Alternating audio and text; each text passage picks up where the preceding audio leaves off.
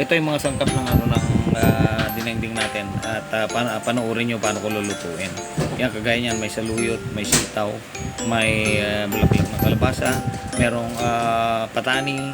Siyempre, hindi mawawala yung bangus natin. May ampalaya, lahat ng klase na pwedeng ihalo dyan sa dinengding natin.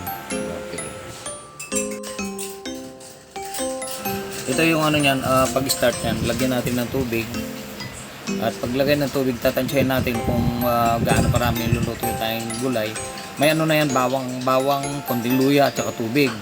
Pag kumulo, ayan, kumulo na, ilagay natin na yung gulay na dapat natin lutuin.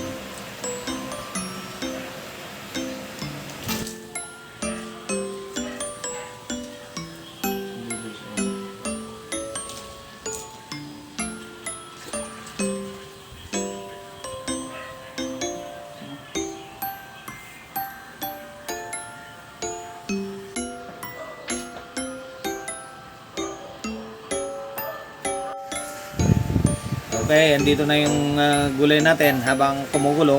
Meron nga pala itong meron nga pala itong konting bagoong isda. Huwag kakalimutan, yung bagoong isda yung nagpapabango diyan. Tapos konting bechin lagyan natin para lalong lumasa yung gulay natin. Yung tinatawag nating dinengding yan. Ang panghuli natin ilalagay ay yung bulaklak ng kalabasa. Yan ang pinaka-the best para sa mga mahilig sa dinengding na kapwa Ilocano ko. At syempre, maibabaw natin diyan yung bangus na prito. Usually dapat nga dyan inihaw, pero yung prito na lang ginawa ko. Sana mag-comment kayo dyan para malaman ko hanggang sa nakarating tong vlog ko na to.